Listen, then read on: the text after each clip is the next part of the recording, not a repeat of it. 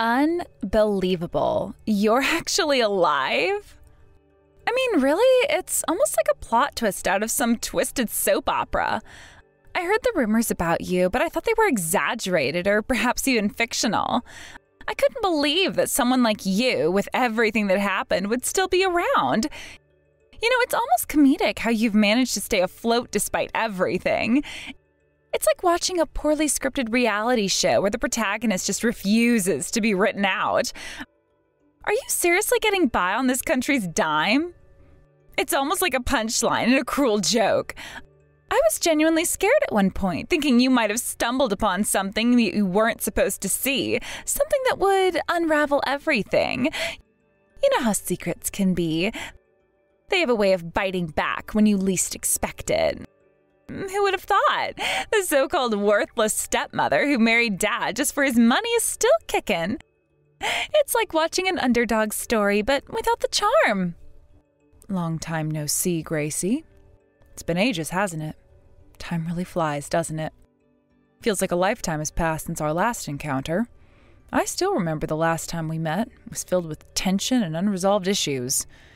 How have you been managing all these years? From the way you're talking, it seems like you're as lively as ever. I have to hand it to you for maintaining that spirit. It's almost admirable in a strange way. I'm sorry to disappoint you, but I am still very much alive and kicking. And if you can believe it, I might actually be in an even better place now, thanks to all the mess you and your father created. It's almost poetic how things turned out, that sometimes chaos can lead to unexpected success. It's like the universe decided to give me a second chance, and I seized it with both hands. Hilarious. You actually took the time to respond? No, I wasn't expecting that. I figured you'd have more important things to do, or maybe not even be around. So you really are alive. It's almost like a plot twist in a drama. Good for you. It's interesting how this country shows such kindness to the weak. Even people like you, who seem to be nothing more than brainless trash, get to live off welfare. Isn't it ironic how the system works? It's like the more you're down on your luck, the more the system seems to prop you up. It's a system that rewards dependence rather than initiative. But then again, the world has always had its fair share of ironies. Isn't that a bit harsh? Well, it's true I've received some support from the country in the past, but I don't think it's fair to label me like that. I did what I had to do to get by. I didn't ask for sympathy or charity, I just made use of the resources available to me. The system may be flawed, but I've done my best to navigate it responsibly. It's not about taking advantage, it's about surviving and making the most of what's available. It's people like you who are dragging this country's economy into the ground, living comfortably on welfare without actually contributing anything. Meanwhile, honest working people are struggling with high taxes and living in poverty. You welfare recipients are nothing but a burden on this country. You think it's fair to generalize like that? Not everyone who gets support is living a life of luxury. Many people, and myself included, use that support as a stepping stone to something greater. It's not about being a burden, it's about finding a way to thrive despite the circumstances. Huh? What do you mean by that? What are you talking about? Don't play dumb, I know all about it. You're on welfare now, aren't you? It's quite the joke. It's almost like you're living a lie, pretending to be something you're not. Get a job at your age. This country doesn't have money to support lazy people who just want to slack off. You have no idea what it's like to work hard for something. I have seen people in much worse situations pull themselves up, so don't act like it's impossible. Seriously, what's wrong with this country? A system that's so kind to people like you while making hard-working people suffer? There is something fundamentally wrong with that. It's frustrating, I get it. But the problem isn't just with the people on welfare, it's with the system itself. It's a broken system that needs fixing. Instead of blaming individuals, maybe we should focus on reforming the system to better support those who truly need it while ensuring it doesn't encourage dependency. I have no idea what you're talking about. You seem to be misunderstanding something. But as for this talk about welfare, are you referring to your father? Huh? What are you saying? You're the one on welfare, right? heard everything about how your father got fed up with you not working and ended up abandoning you. The story you've heard is incomplete and biased. There's more to it than what you've been told. I'm the one who got fed up with your father and initiated the divorce. In fact, I'm currently thinking of buying 4 high-rise apartment buildings. I've turned my life around and am now in a position where I can make significant investments. What? No. I won't believe such an outrageous lie. If you're going to lie, can't you come up with something more believable? You're quite the storyteller. It's not a lie. It's the truth, even if it sounds unbelievable. I've worked hard to get where I am today. Anyway, I don't need you to believe me at this point, so you can think whatever you like. I don't know what your beloved papa's been telling you, and I have no interest in interfering. I'll just say this, you're mistaken about me. That's all I have to say. If you choose not to believe it, that's your prerogative, but it doesn't change the facts of my situation. Wait, are you serious? Aren't you the one on welfare? And didn't Papa abandon you because you wouldn't work despite being healthy and now you're living on welfare? I'm telling you that's not the case. Even if your papa was a great wealthy man, I don't want to entrust my life to others. I chose to work for myself. It's a matter of pride and self-reliance. I've built something from nothing and I'm proud of what I've accomplished. I don't know if it's jealousy or what, but when you pushed me down and caused me to break a bone, there was indeed a time where I couldn't move. There were times when I felt deeply depressed, but I still managed to pull myself together, start a new company, and contribute to society properly. It was a tough period, but I used it as a catalyst for change. Huh? This is different from what I heard. You're living comfortably on government money? Sure, I received some subsidies when starting my business, but that was based on my own funds. I submitted proper business plans and started the business and received support to accelerate it. It was a strategic move to get things off the ground. Now, the business is running smoothly, and I'm paying far more in taxes than the amount of subsidies I received. I'm contributing positively to the economy, not draining it. It's a turnaround story that shows what can be achieved with determination and hard work. What? The scale of this conversation is too big for me to follow. Wait, you're saying you own a company? Is that where you're starting from? I'm telling you that's the case. I'd been operating on a small scale before, but now I've started a new company and it's going well. It's been a journey of growth and adaptation. So, is it true that you own 4 high-rise apartment buildings? Why would I tell such a useless lie? What would be the point? It's not a lie, it's a reality. I've invested wisely and managed to acquire several properties. It's a testament to my success and hard work. And as I said earlier, I don't need you to believe me, so I'm just telling you the facts. My achievements are my own, and I don't need validation from anyone. When you say high-rise apartments, they're not that impressive, right? Tell me which high-rise apartments. I wonder what you consider not impressive. For example, that the new high-rise apartment in front of the station is one of the properties I own. It's quite a prime location. There's also another in the heart of the city, which is known for its luxury amenities. Wait, are you serious? Well, that's just one example. I own several others across different areas. It's not just about owning properties, it's about creating value and contributing to the community. So I'm not as financially troubled as you might think. And I'm not living dependent on the country or a husband. I've made my own way and built a successful business from the ground up. It's been a rewarding experience and I've gained a lot from it. I don't know what your father's been telling you, but the one who can't live without relying on the country is your father.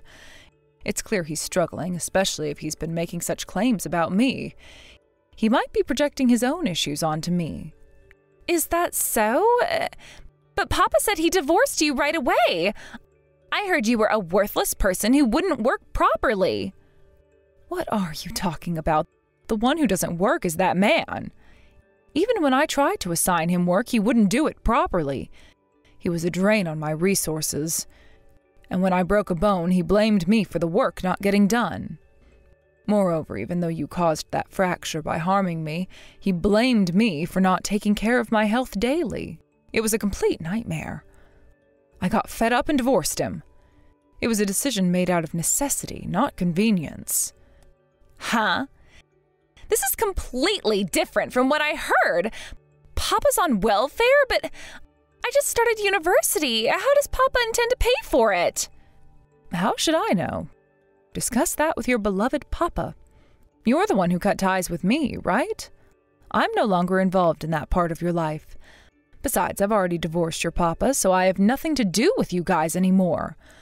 Whatever happens to you from now on is none of my business. I'm focused on my own life and my own success. So let me say this again. Don't ever get involved with me again. I'm sure Papa has a plan. He wouldn't tell such lies. Would he? Being on welfare means he probably doesn't have savings and isn't earning much money, so I wonder if he has enough money for you to attend university. It's ironic how the roles have reversed. He's the one who's struggling, while I've managed to thrive despite the odds. No way! Surely you'll help me if something happens. What an incredible turnaround. You broke my bone, and now you're saying surely? I have absolutely no reason to take your side. It's a turn of events that even I didn't anticipate. That's because I didn't know. An old hag like you marrying Papa at that age. I thought there was no benefit other than swindling money from Papa. It's understandable to think that way based on what you knew, but it's more complicated than that. I just played a little prank. A little prank that breaks someone's bone is pretty serious. Maybe you should reflect on your actions.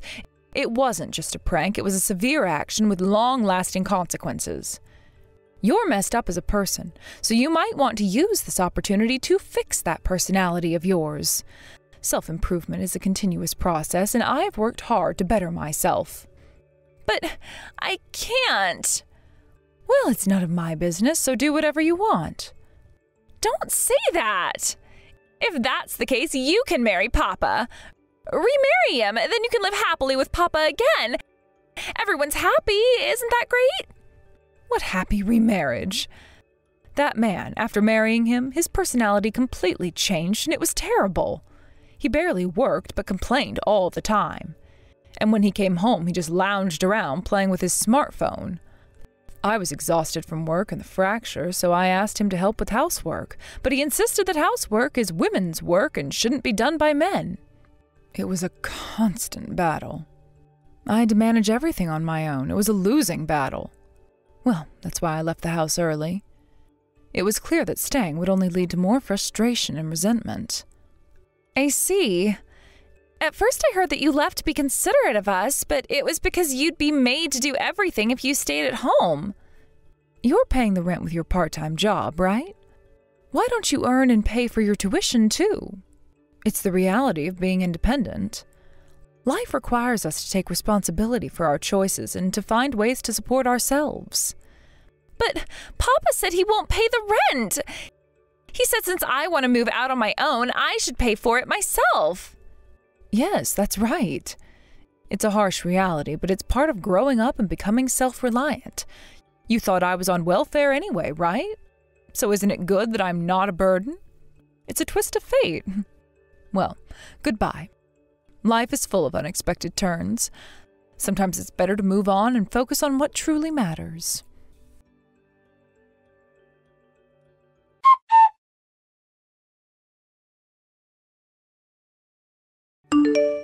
Did you really say unnecessary things to Gracie? What exactly do you mean by saying that I'm receiving welfare? This is completely outrageous. I just received a message from her and I'm absolutely shocked. I had no idea you were spreading lies about me receiving welfare. It was quite by chance that I ran into her again and she decided to reach out to me. I honestly didn't want to be in touch with her, but here we are. This is completely unacceptable. As a father, I still have my pride. You've completely destroyed the image she had of me as her father because of your actions. I couldn't care less about what you think of the situation. I didn't say anything out of personal desire. She was mocking me, calling me a welfare recipient, so I simply corrected her and informed her of the truth about you. But there's definitely a proper way to handle such situations. Why did you specifically drag me into this? It's because she had a misunderstanding and claimed that I married you for your money. But wasn't it actually you who had that intention in the first place? You entered the marriage with the clear intention of making me take on all the household responsibilities, didn't you? Well... And then you just abandoned me, claiming you discarded me. The reality is, it was you who was left behind by me. That's the truth, but... Even if you're talking about this behind my back, you should ensure that your daughter understands not to involve herself with me regardless of the circumstances. And you should also make sure she knows not to get entangled with me in any way. Shut up! It's none of your business. Look at you, running away again. You put on a facade of being a strict father to your daughter while you only want to live comfortably yourself. Well, if your daughter was growing up properly and turning out well, that would be one thing. However, considering that she's developed a twisted personality like yours, there's no hope for her. Shut up! You abandoned me! You were a useless woman who couldn't balance housework and work. And yet you have the nerve to talk to my daughter about unnecessary matters. Oh, fine. Just leave it already. This whole situation is too much of a hassle, so please don't contact me again. You handle your own affairs from now on. And what's this about? 4 high-rise buildings, you say? I wasn't informed of that. Oh, that. After our divorce, my business took off. I no longer had to waste any more time dealing with you. I was absolutely right to end things with you. You didn't achieve anything significant until after we separated? So now you're living in a luxury apartment? That's none of your concern. If you're frustrated, why don't you get out of welfare and start working for yourself? Well, I suppose that's a challenging topic for someone like you who's always glued to their smartphone and doesn't do anything productive. Or is it? Are you envious of me, the woman you once looked down upon? You used to say that a woman's job is to manage household chores and that you were gracious enough to let me work, all while trying to conceal the fact that you didn't have the financial means to support me. You're the one who wanted to work, so that's fine. You thought it was okay to marry me because I was unemployed, right? Having a free housekeeper at home must have been ideal for you. But when I decided to end our relationship, your pride got in the way of even attempting to keep me.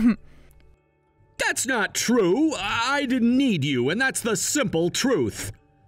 To be honest, I didn't care whether you were receiving welfare or not. But it turns out you really were. I had my suspicions, but I didn't expect it to be so accurate. What did you say? Did you say that without knowing the full situation? How could I know? I'm not interested in you. You were the one who lied and labeled me as a welfare recipient, so it's only fair that I retaliate, don't you think? You actually did it? Well, considering you lie so easily, I had a suspicion it might reflect on yourself. But I'm not surprised. You! How dare you! All right. If you have time to spout unnecessary nonsense and hold grudges, why not try doing something more constructive? You're only sending pointless messages like this because you're on welfare and have too much free time. At least do something beneficial for society and others. Oh, and if I borrow your daughter's words, maybe you should work at your age. That's it. She said such things. Looking down on me? Are you referring to me or to welfare recipients in general? If there's a legitimate reason for receiving welfare and you live modestly, it's different. But seeing recipients who don't work, eat well, sleep in comfortable places, buy good things, and live luxuriously while spewing hateful words makes me question the country's policies. So if you have the luxury to make others feel bad, then make sure you're working properly. How long do you plan to be a burden on society? You just say whatever you want. You don't know anything about me. Those who don't make an effort are the ones who speak like that, acting like a tragic heroine despite knowing nothing. Those who understand effort and hardship would not speak so arrogantly. That's enough! Never get involved with me again! That's what I've been saying repeatedly. Every time this conversation comes up, it's the same old story. We've been through this before, and it's clear that nothing is going to change. If you continue to behave this way, it's only going to cause more problems. I've made my position clear, and I expect you to respect that. I want to move forward and not dwell on the past, so please, just let it go. I don't want to deal with any more of your nonsense or the drama it brings. It's time for both of us to focus on our own lives and stop dragging each other into unnecessary conflicts. Let's just end this here. I've already made it clear that I don't want any further contact. If you continue to reach out, it will only complicate things further. So for the sake of both of us, let's part ways and move on. I hope you understand and respect my wishes.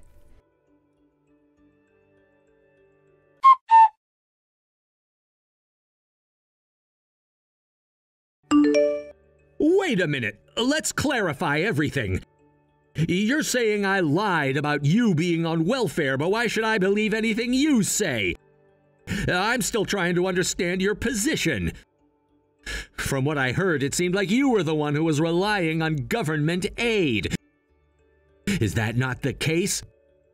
Because if you really have a stable income and property, it's a huge discrepancy from what was originally conveyed. Are you really living in those high-rise apartments? Yes, I am. After our separation, I was able to focus on building my business.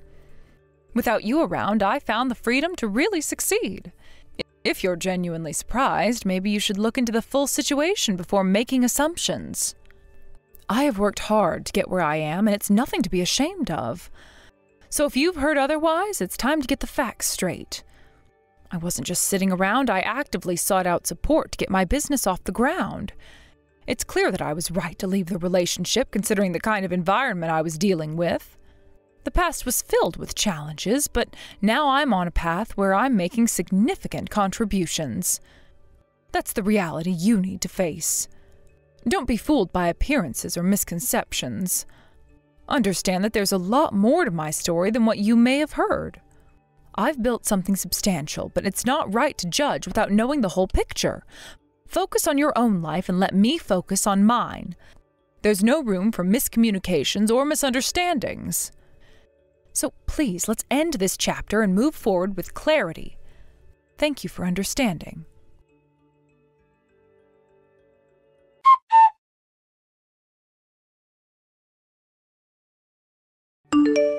What are you doing? I just got a call from the security at the Tower Apartments. They said you were caught trying to break in and had to be restrained? Are you out of your mind? But Papa freaked out on me. He said he's not going to pay for my university tuition anymore. What was I supposed to do? You're the only person I have left to rely on. And that made you think the best idea was to storm the Tower Apartments? Do you even think before acting? Well, you wouldn't answer my calls. I tried calling you over and over, and when you didn't pick up, I thought maybe if I came in person, you'd have no choice but to help me. And you thought breaking into a place I don't even live at anymore was a good plan? Oh, you're unbelievable. Newsflash, I don't live there. What? You're not living in the Tower Apartments? But I thought you said... I own the apartments. I don't live there. I've been living overseas for quite a while now. So no, storming the Tower Apartments wasn't going to get you anywhere except in trouble with the residents. It's their home, not mine. I didn't know that. I thought you were still living there.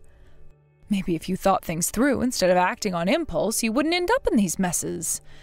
And for the record, do you know what time it is when you were bombarding me with calls? It was the middle of the night where I am. My phone was on Do Not Disturb.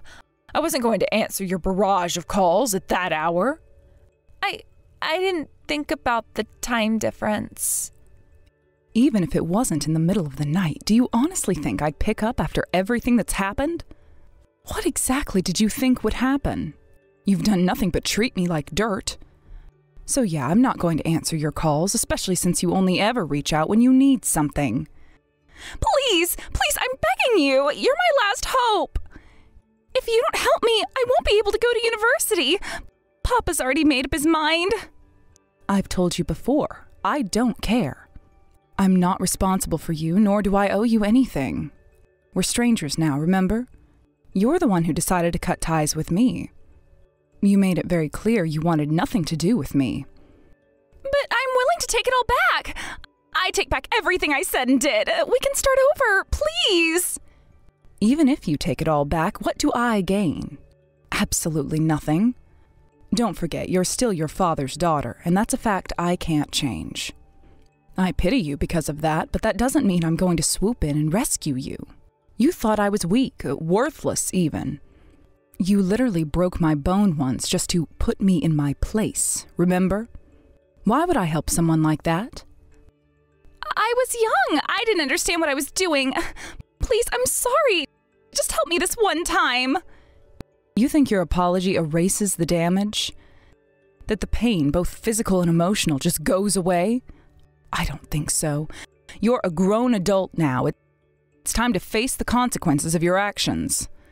You need to understand that I don't owe you anything. After what you did, I wouldn't help you even if I could.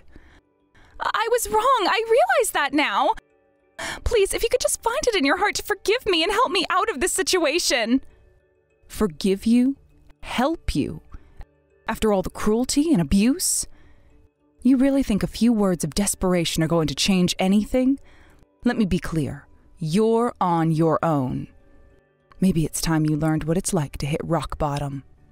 Maybe it's time for you to experience the same despair and hopelessness that you inflicted on me. Consider it karma.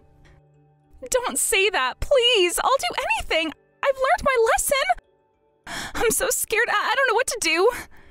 I can't go to university. My whole future is ruined. Your future is ruined because of your own actions. You made these choices, and now you have to live with the consequences. You thought it was funny to hurt me, to belittle me, and now you expect me to rescue you from the mess you created. No, that's not how the world works. But I can't. I don't know how to fix this. Papa's lost it and won't help me anymore, and I don't know where else to turn. You're my only option. Please, I am begging you. Your father's issues are his own. I have nothing to do with his decisions anymore. You have to work this out with him, not me. I don't want to hear any more about it. If he's not willing to support you, then maybe it's time you started supporting yourself. Get a job. Pay for your own tuition if you're so desperate to go to university. That's what most people do. I've been trying, but I can't make enough. Rent, tuition, bills, it's all too much. Please just loan me some money or let me stay at one of your apartments for a while until I get back on my feet. I promise I'll pay you back. Loan you money? Let you stay at one of my properties? After everything, you still don't get it, do you? I am not your safety net. I don't owe you a place to stay or a handout. You've burned those bridges. You'll have to figure this out on your own, just like I had to figure out my life after all the harm you and your father caused me. I can't believe you're saying this. I thought deep down you still cared. You were my stepmother. We were family once. Doesn't that mean anything to you? Family? You stopped seeing me as family the moment you decided to break my bones and try to ruin my life. You and your father never treated me like family, so don't expect me to act like family now. I moved on. I built a life without you two, and I'm doing just fine. It's time you learn to stand on your own 2 feet. Please! It's over. This conversation is over. You made your choices, now live with them. Goodbye.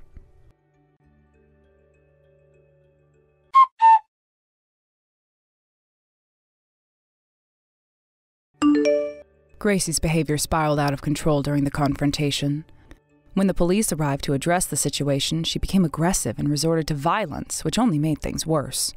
Her outburst led to her immediate arrest for obstructing the police in the course of their duties, a charge that carries serious consequences. The scene was chaotic, with her being forcefully taken away, leaving onlookers in shock. What followed was the rapid unraveling of her life. News of her arrest quickly reached her university, which wasted no time in responding. Given the severity of the incident, they made the decision to expel her, effectively ending her academic journey. She had hoped that her education would lead her to a brighter future, but now that future was slipping out of reach. With no degree and no financial support, she found herself in an unexpected position, struggling just to make ends meet. With no other options, Gracie was forced to take up part-time jobs to cover her basic living expenses. The dream of higher education, which had once seemed like a gateway to success, had evaporated in a matter of moments. She now spends her days working long hours in jobs that barely sustain her, far removed from the student life she had once enjoyed. Reflecting on Gracie's situation, I couldn't help but realize the truth of the saying, "What goes around comes around." The way she treated others and the reckless decisions she made finally caught up with her. It's a reminder that our daily actions, whether good or bad, eventually circle back to us. For Gracie, her behavior and choices led to her downfall, showing just how quickly life can change when we don't consider the consequences of our actions.